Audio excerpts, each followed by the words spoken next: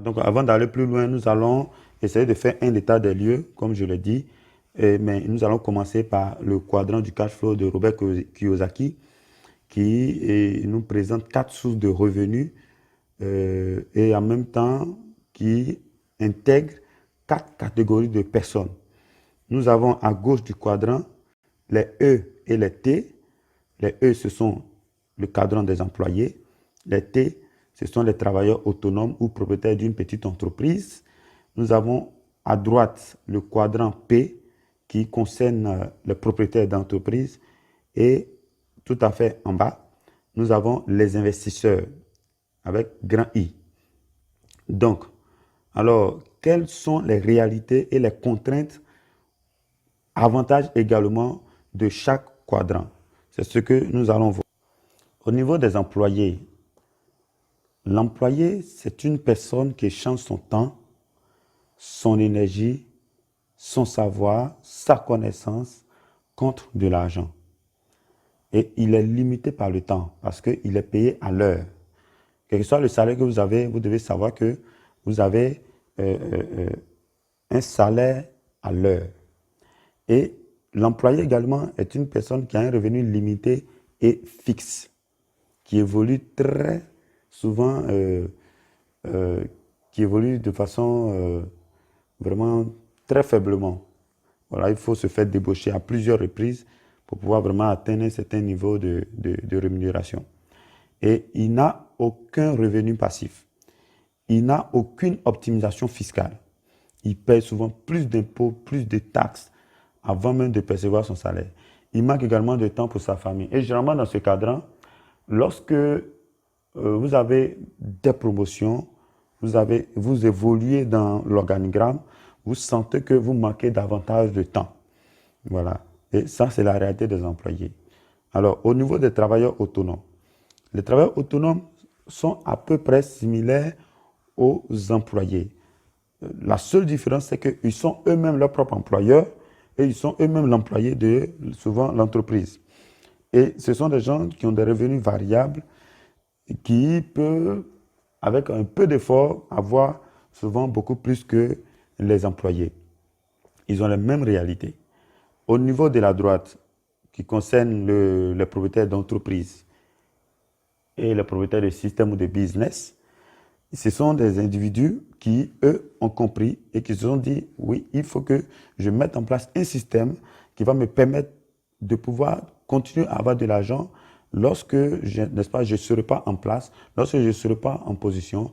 Il faudrait que le revenu, le système que je vais mettre en place, l'entreprise que je vais mettre en place, il puisse avoir des individus, des personnes qui travaillent à l'intérieur et qui vont pouvoir me permettre également de pouvoir avoir, n'est-ce pas, mes revenus, même quand je ne suis pas là.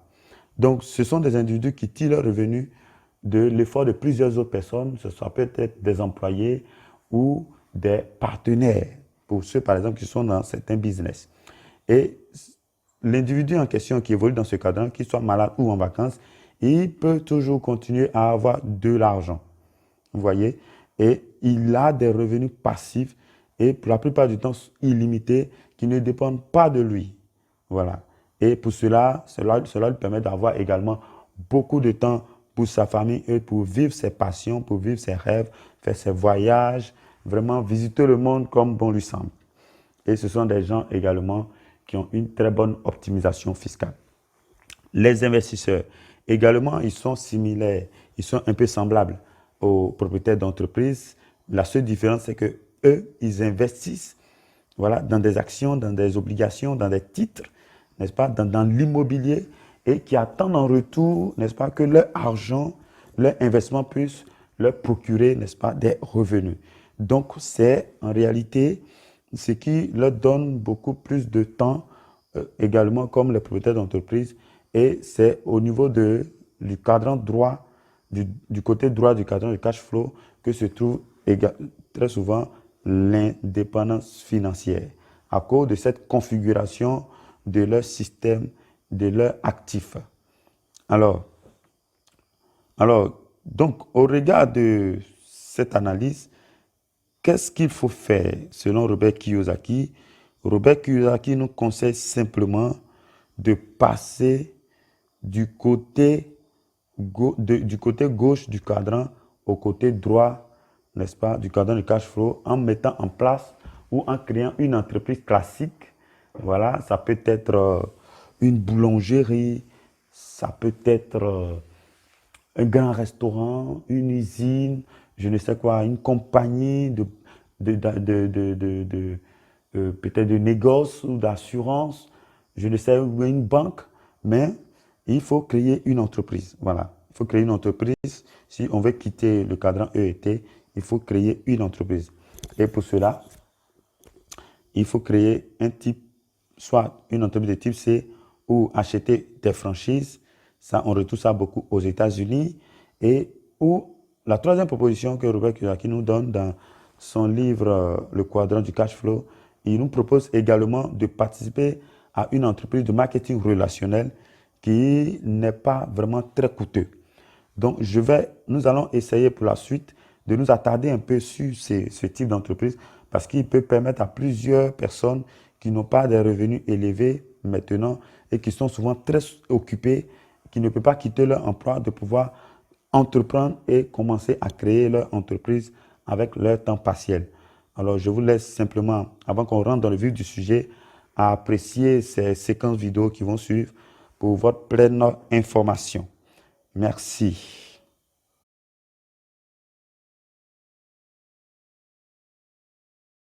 Vous allez quand même vous poser des questions et puis vous avez envie aussi de changer les choses pour vous.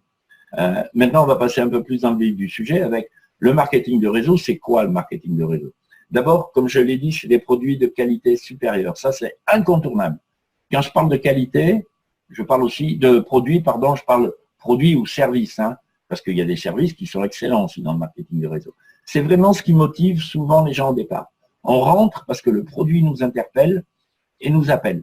Voilà, c'est souvent la motivation. C'est pas toujours, mais c'est, je dirais dans 80% des cas, c'est la motivation de départ. Ensuite, il y a l'opportunité que présente le réseau, parce que quelque part, il y a le produit, mais l'opportunité financière, c'est aussi un produit, c'est-à-dire la possibilité de participer au développement et à la diffusion de ce produit. Ça, c'est, au départ, on se dit, bah ouais, tiens, je vais pouvoir finalement améliorer mon salaire, parce que le merveilleux dans tout ça, c'est que vous pouvez faire ça en dehors de votre travail. Alors, bien sûr, ça va vous prendre un peu plus de temps, mais en attendant, vous n'êtes pas obligé de quitter votre travail, ou même si vous êtes demandeur d'emploi, vous pouvez très bien rentrer dans ce genre de système. Hein. Et puis après, c'est la liberté de temps, c'est le revenu résiduel, où là, c'est vraiment le bénéfice majeur. C'est-à-dire que vous allez atteindre à un moment donné un système de fonctionnement qui fait que vous allez acquérir ce revenu résiduel, vous allez le mettre en place et il va vous assurer une liberté phénoménale qui est, pour moi, le bénéfice majeur, c'est le temps, la liberté de temps. Ce n'est pas la liberté financière qui est importante, c'est la liberté de temps. Parce que dans notre système aujourd'hui, c'est directement lié. Parce que si on veut pouvoir profiter de notre temps libre et de faire ce qu'on a envie de faire, de voyager, de passer du temps avec nos enfants, de les amener faire un tour en bateau, je ne sais pas quoi encore, les amener il faut de l'argent. Et cette liberté financière, si vous l'avez, la liberté financière, c'est avoir la capacité de ne pas être obligé de compter, de pouvoir, je ne vous parle pas de dépenser sans commune mesure, non, je vous parle de, ok, on va là, on le fait là, je ne me pose pas de questions parce que je sais que je suis libre à ce niveau-là. Hein. Le marketing de réseau, c'est ça. Ses atouts, c'est que au départ, l'investissement, il est sans risque. Hein, c'est un faible investissement, ça ne va pas vous mettre en péril. Le développement, vous le faites quand vous pouvez. Alors bien sûr que si vous avez 1 heure par mois, ça va être dur de développer. Par contre, il va falloir passer un minimum de temps toutes les semaines. Ça va peut-être vous demander de sacrifier peut-être quelques loisirs que vous aviez avant. Je ne sais pas quel est votre emploi du temps, mais en attendant, c'est du temps choisi. Hein, c'est du temps choisi. Vous décidez de, je ne sais pas, de passer 1 heure par jour ou 2 heures tous les 2 jours, j'en sais rien, 10 heures par semaine, j'en sais rien. À ça, c'est vous qui choisissez. C'est cumulable, comme je l'ai dit, avec un emploi ou un statut de demandeur d'emploi. La formation est assurée. Vous avez ce qu'on appelle la upline, c'est-à-dire les gens qui sont arrivés avant vous dans le système de réseau, qui vont vous guider, qui vont vous apprendre les produits, savoir en parler, parler du réseau. Enfin, la formation, elle est assurée en continu par tout ce qu'on appelle les parrains, c'est-à-dire les parrains et marraines, c'est les gens qui nous ont amenés dans ce système de réseau. Il y a un travail en équipe. Pour moi, c'est primordial, c'est capital. Le réseau, s'il n'y a pas d'équipe, ça ne marche pas. C'est vraiment travailler à plusieurs et ne pas avoir peur de s'épauler sur les autres. Même si on n'a pas de lien financier dans le système direct, c'est assez extraordinaire de voir que quand on sort des vieux schémas de fonctionnement, des conflits, je dirais, de concurrence ou quoi que ce soit, il n'y a pas de concurrence chez nous. Hein, on est vraiment dans un travail de partage et un travail d'équipe. Et on ne peut pas réussir tout seul. Et puis, on peut développer à l'international. Et puis, c'est vraiment vous donner l'accès à l'indépendance financière. Voilà. L'objet, voilà, moi, je vous parle d'indépendance financière. Je ne vous parle pas de fortune, je ne vous parle pas de richesse. Je vous parle de ça. Parce qu'il n'y a que vous qui pouvez mettre un chiffre là-dessus. Moi, je ne peux pas pour vous. Ça peut être pour certains, le fait d'avoir, vous savez, il y a des chiffres qui ont été donnés qui dit que je dirais entre 300 et 500 euros de plus par mois dans les ménages, ça changerait la vie d'une majorité de gens. Ben moi, j'y crois. Mais après, qu'est-ce qu'on veut réaliser? Est-ce qu'on a envie d'aller plus loin? Donc, l'indépendance financière, pour vous, ça peut être 2000, ça peut être 10 000, ça peut être 100 000, j'en sais rien, moi. C'est vous qui déterminez. Moi, je ne suis pas là pour vous dire tu vas gagner tant. Parce que ceux qui vous promettent tu vas gagner tant, en plus, ils vous disent souvent sans rien faire, on s'occupe de tout et tout ça. Dites-vous bien que ces gens-là, c'est des menteurs. C'est des gens qui, en général, vont vous mener au casse-pipe. Alors, vigilance. Hein, soyez avec des gens qui sont sérieux, qui vous épaulent réellement, et puis surtout qui vous font comprendre que c'est à vous d'agir. Mais l'indépendance financière, elle est à votre portée. Et l'indépendance financière, c'est cette liberté que vous désirez acquérir pour donner du sens, le sens complet de votre vie et d'atteindre vos objectifs. Ce que j'aime, c'est que dans le marketing relationnel, idéalement, alors d'où viennent les sous que nous touchons? Parce que ça aussi, c'est une question assez récurrente qu'il faut comprendre. Comprenez que dans un système traditionnel d'entreprise, de marketing, voilà comment ça se passe. Vous avez un fabricant qui fait un produit. Le fabricant, il y a toute une série d'intermédiaires qui viennent se positionner entre le consommateur final et le fabricant. Ces intermédiaires sont de différents ordres. Il y a toute la logistique, les différents transporteurs, des sociétés de marketing, de la publicité, ainsi de suite. Donc, effectivement, chacun de ces intervenants, il gagne son argent. Donc, à chaque fois, le prix, il augmente. Hein, le prix au consommateur, il augmente. Et on peut dire que, globalement, ces intermédiaires représentent 70% du coût final que le consommateur paye lorsqu'il va acheter le produit. Dans notre système, on a un système beaucoup plus simple. Voilà, qui est ce schématique, c'est-à-dire qu'il y a le fabricant, c'est l'entreprise avec laquelle on collabore, avec laquelle on est partenaire. Hein. Il y a le distributeur, c'est nous, et puis nous, et il y a le consommateur. Et c'est tout. Donc, environ 70% du prix de produit, si on part sur le même, va être partagé entre les distributeurs. En plus, il y a une notion qu'on oublie énormément, c'est qu'on parle beaucoup d'écologie aujourd'hui, d'accord? On parle d'écologie. Imaginez le nombre de transports en moins qu'on évite. D'autant plus qu'avec Internet maintenant, le distributeur, c'est plus lui, comme il y a dans les années 60, 70, 80, qui achète le produit, qui va le ramener qui va le livrer chez le client. C'est que maintenant, le client, il peut commander directement auprès du fabricant. C'est-à-dire que le client, vous allez l'inscrire, il va être, bien sûr, ça va être votre client, hein, et la société vous reversera sa commission, votre commission. Mais n'empêche qu'on évite, on va du fabricant direct au consommateur. D'ailleurs, vous voyez de plus en plus d'entreprises qui font de la vente directe. Hein, regardez le nombre de sociétés agricoles de tout type qui font de la vente directe. C'est que ça, hein, c'est rien d'autre. Donc, on participe, je dirais, quelque part, peut-être modestement, mais pas si modestement que ça, à améliorer notre système écologique. Et puis, comme je le disais, 70% du produit est partagé entre les distributeurs. C'est aussi une autre façon de répartir la richesse qui est produite par l'entreprise. C'est-à-dire, eux, que ça parte à droite, à gauche, c'est réellement les gens qui participent au développement de l'entreprise qui perçoivent le revenu, cette richesse que l'entreprise a produite. C'est ça, le marketing de réseau. Et c'est pour ça que je trouve que c'est très éthique et que c'est vraiment une autre vision. Et pour arriver à avoir cette vision du réseau et s'épanouir là-dedans, il faut oublier nos vieux schémas, il faut oublier tout ce qu'on nous a appris et se dire, oui, l'entreprise peut travailler autrement, oui, on peut avoir des systèmes économiques différents. Je ne dis pas qu'il n'y a que le marketing de réseau, il y a d'autres systèmes certainement qui existent ou qui existeront, qui verront jour, qui sont aussi chouettes. Mais en attendant, aujourd'hui, nous avons ça à notre disposition et c'est à mon avis un moyen de participer intelligemment à changer les choses, tout en se préservant soi, en respectant nos clients, en respectant l'entreprise avec laquelle on bosse et en se respectant nous-mêmes.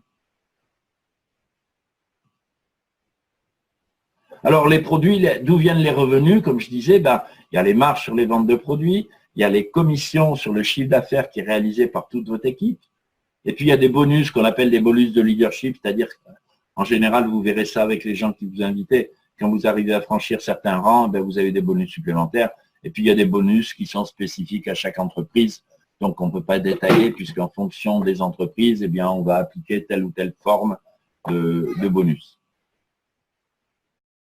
Alors, pour pouvoir bien comprendre, n'est-ce pas, l'efficacité du marketing relationnel, nous allons imaginer une société, une compagnie de télévision, voilà, une chaîne de télévision que j'ai dénommée Freedom TV, qui fait l'abonnement à 10 000 francs le mois.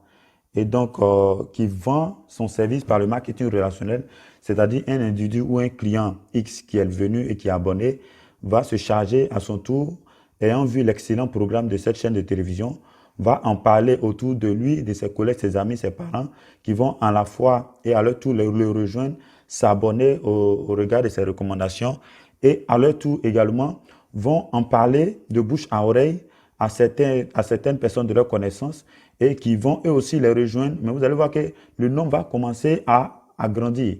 Parce que si une personne a envoyé 8 par exemple, ou 10 personnes et que les 10 aussi chacun envoie ne serait que 2, 3, 4, 5, vous allez voir que chaque mois, chaque jour qui passe, ce sont des individus, n'est-ce pas, qui les rejoignent dans cette équipe de distribution et qui vont faire la promotion des produits.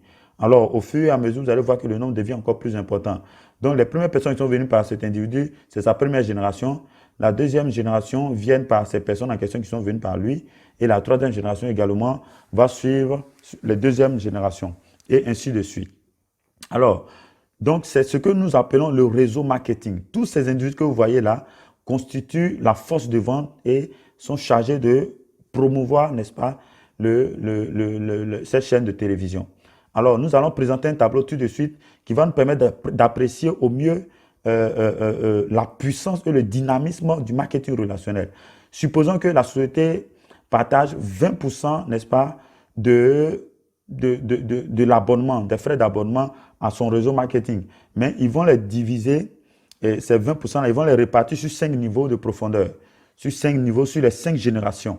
Alors, sur la première génération, par exemple, la société va décider de payer 10% à la première génération de l'individu qui vient d'adhérer. La deuxième génération va lui donner 5%. La troisième génération va lui donner 2,5%. La quatrième génération va lui donner 1,5%. Et la cinquième et dernière génération, par exemple, va lui donner 1%. Donc, si vous totalisez, vous allez voir que ça fait les 20% que la société partage à son réseau de distribution. 20% seulement des frais d'adhésion, c'est-à-dire 2 000 francs sur 10 000 est reparti pour encourager les distributeurs. Donc, le premier mois, par exemple, l'individu, il va envoyer 10 nouvelles personnes qui vont adhérer à son business et qui vont faire l'abonnement. Donc, cela va permettre à la société de pouvoir empocher 100 000 francs de chiffre d'affaires. Alors, qu'est-ce que lui va gagner? Si c'est 10% de sa première génération, ça lui fait également 10 000 francs qu'il a empoché. Est-ce que vous voyez? Donc, du coup, le business commence à être intéressant pour lui. Donc, ça fait un revenu, n'est-ce pas, passif, un revenu complémentaire qu'il a eu. Alors, la deuxième génération va venir par les 10 personnes qu'il a eues, qui, eux, à leur tour, vont faire le bouche à oreille, qui vont envoyer chacun, supposons 10 chacun, et ça fera 100 personnes, 100 nouvelles personnes qui vont s'abonner à cette chaîne de télévision. Donc, on a un total de 110 personnes dans le réseau. Et les 110 personnes, chacun va se réabonner et nous aurons un chiffre d'affaires de 1 100 000 francs que la société va empocher. Et l'individu qui a commencé son réseau marketing va empocher cette fois-ci 60 000 francs, y compris l'adhésion des 10 premières personnes, plus les 100 nouvelles personnes. Donc, ça fait un total de 70 000 francs qui vient d'empocher pour le deuxième mois. Alors, le troisième mois, nous allons avoir la troisième génération, ça fera 1000 personnes. Donc, on aura un total de 1110 personnes. Et donc, ça va nous donner un chiffre d'affaires cumulé de 11 100 000 francs que la société va empocher et les 2,5% plus les autres pourcentages qui sont derrière sur les deux dernières générations, sur les deux premières générations, pardon. Alors, nous allons avoir un montant de 310 000 francs de commission pour ce mois uniquement que l'adhérent va avoir. Donc, ça fait un cumul déjà de 380 000 francs qu'il a eu dans ce business. Alors, vous voyez que son revenu commence à être important. La quatrième génération va venir avec 10 000 personnes et on va passer à 11 110 personnes dans le réseau de distribution de cet individu qui a commencé son business il y a de cela 3 mois seulement. Alors, le chiffre d'affaires généré par ce nombre-là sera de 111 100 000 francs. Et la commission ici, vous allez voir que ça commence à être très, très intéressant. 1,5% sur 10 000 personnes et les autres pourcentages qui sont, puisque chacun se réabonne, ceux qui sont déjà dans le réseau vont se réabonner et automatiquement, vous voyez, on monte à 1 810 000 francs et le cumul déjà des commissions qu'il a déjà eu est de 2 190 000 francs. Je crois que c'est impressionnant pour le business qu'il a trouvé. Alors, la cinquième génération, vous allez voir, c'est vraiment intéressant. 100 000 personnes vont rejoindre l'équipe. On sera un total de 111 110 personnes.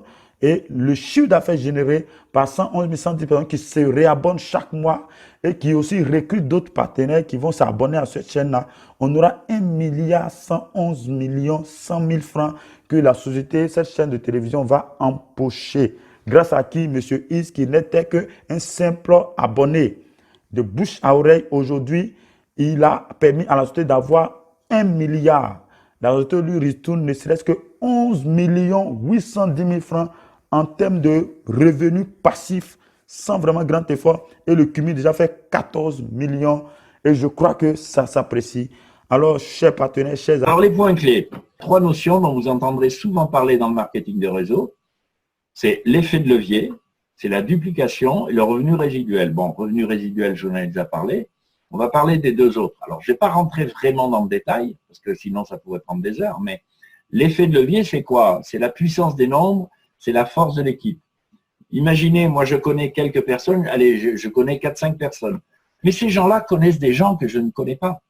Et les gens qui sont connus par mes connaissances à moi connaissent aussi, ainsi de suite, des gens. Donc, vous voyez, on démultiplie le nombre avec 5 personnes. Vous pouvez créer une équipe phénoménale.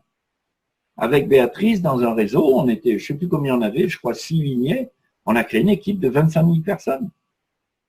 Donc, ce n'est pas nous qui l'avons fait, c'est l'ensemble des gens. Ça s'est démultiplié.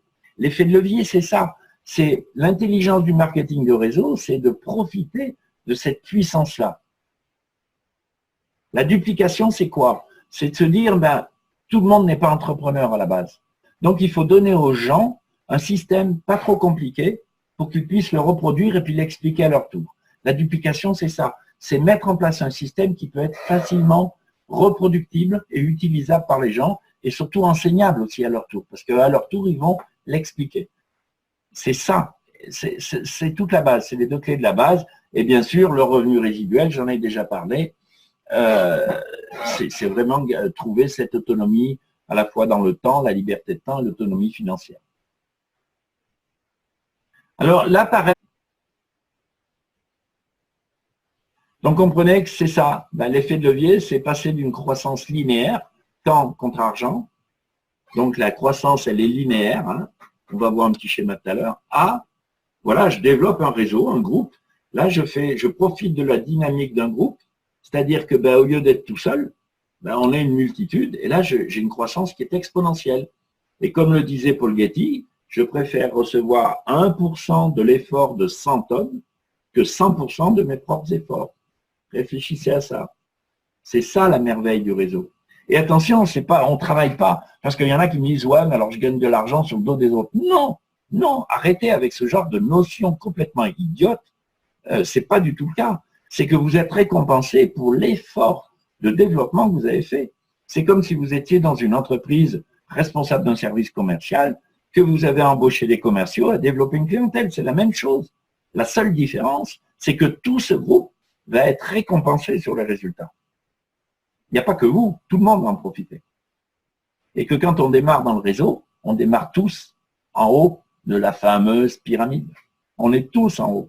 On démarre tous en haut, à la tête. On est tous des PDG. Après, à nous de décider de développer ou pas. L'effet de levier, voilà. Alors, ce qu'il faut comprendre, c'est que quand on a un salaire, effectivement, quand on a un salaire, on ne démarre pas zéro, hein, on démarre avec notre salaire. Et puis, au fil des ans, on va avoir un petit pourcent des 0, je ne sais plus combien, ou un petit pourcent d'augmentation, qui fait que tout au long de notre vie, on va avoir une croissance linéaire. Ok, elle va légèrement monter, ça ne va jamais aller bien loin. Dans le MLM, vous attendez pas à gagner des 1000 et des 100 du jour au lendemain. Si on vous promet ça, c'est des menteurs, ou derrière, il y a un problème, hein, qui risque de vous retomber sur le nez un jour ou l'autre. Attention. Hein. Donc, dans le réseau, il faut être honnête. On démarre à zéro. Au début, on ne gagne pas d'argent, parce qu'il faut faire l'effort pour mettre en place ce système. Alors, ça va prendre un certain temps. Et vous voyez, le point de croisement des deux lignes, c'est un peu une sorte de point stratégique. C'est-à-dire que tout doucement, vos efforts vont commencer à payer. Alors, ça ne va peut-être pas être merveilleux au départ, hein, et parce que vous allez avoir l'impression de faire beaucoup d'efforts pour avoir très peu de retour. Alors, ayez la force de l'accepter, parce que je peux vous promettre que si vous continuez vos efforts, après votre courbe, elle va monter en flèche. Elle va partir d'un coup, et là, vous n'allez plus rien contrôler. Ça va vous échapper complètement, tellement ça va être incroyable. Et je sais que là, sur la salle, il y en a qui ont vécu ça. Nous, on l'a vécu, moi, je l'ai vécu, et c'est vrai que c'est scotchant. Mais par contre, ça a demandé un peu d'effort pendant un certain temps, 1 mois, 2 mois, 3 mois, 4 mois, ça dépend de votre temps libre, ça dépend de votre disponibilité. Hein, mais la grande différence, elle est là. C'est qu'à un moment donné, vous avez une croissance, c'est vraiment impressionnant. La duplication, c'est quoi?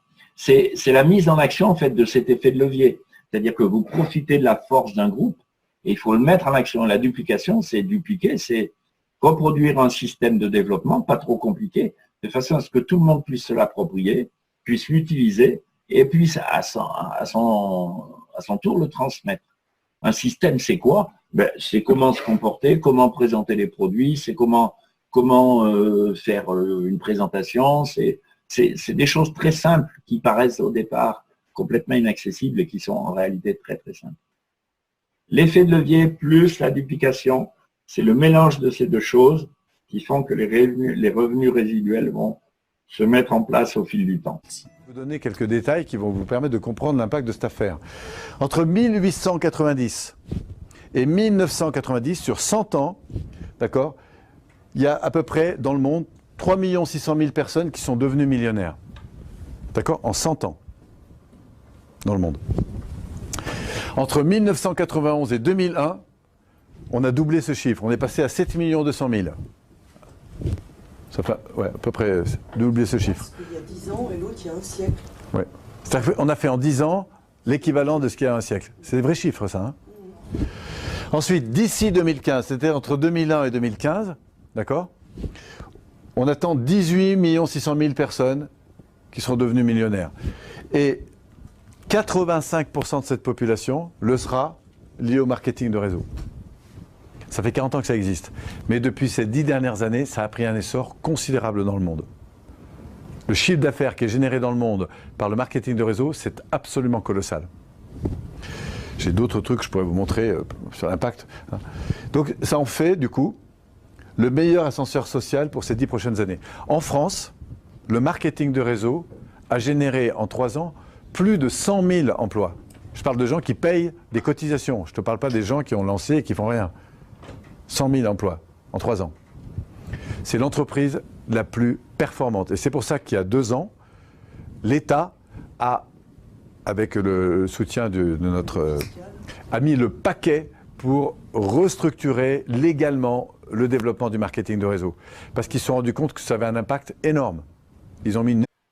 Alors, quelques chiffres, hein, pour ceux qui aiment les chiffres.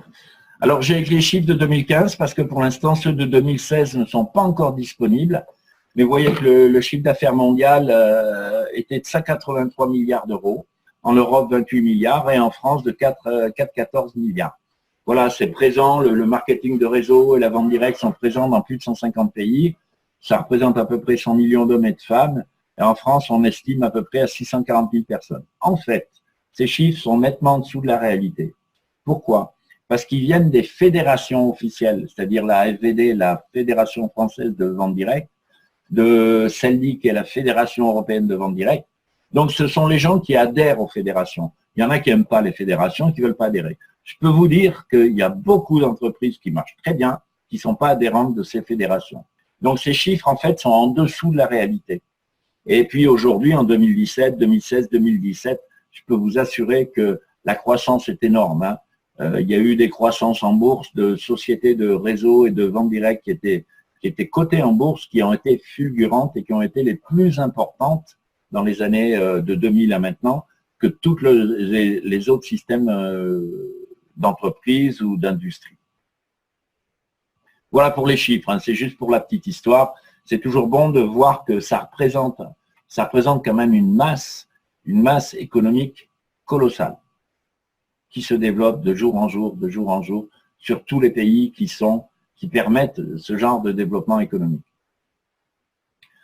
Ça, c'est pareil, vous voyez, ça représente à peu près, alors là, c'est pareil, aujourd'hui, je sais que le chiffre est beaucoup plus important, je n'ai pas le chiffre exact, mais c'est plus de 4000 sociétés, et je peux vous assurer qu'il y a des banques très connues, des sociétés très connues, des assurances très connues, qui ont des départements qui se développent sous forme de vente directe ou de marketing de réseau.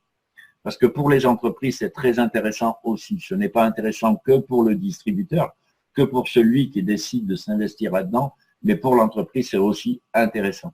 Voilà, et c'est à peu près, on estime qu'il y a à peu près 500 000 personnes qui adhèrent à ce système tous les mois. Là, je vais aborder un sujet intéressant qui est le fameux pyramidal, la grande objection qui tue.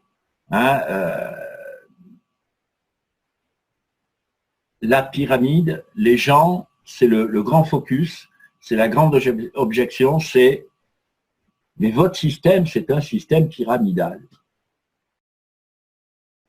Moi, personnellement, ce n'est pas une objection qui m'embête, au contraire, elle me fait beaucoup rire. Et je vais vous montrer pourquoi elle me fait beaucoup rire. Mais avant, là, je vais vous donner un petit conseil d'attitude. Quand quelqu'un vous fait cette objection, ne vous braquez pas. Ne vous braquez pas parce que vous risquez d'être très surpris sur le sens que les personnes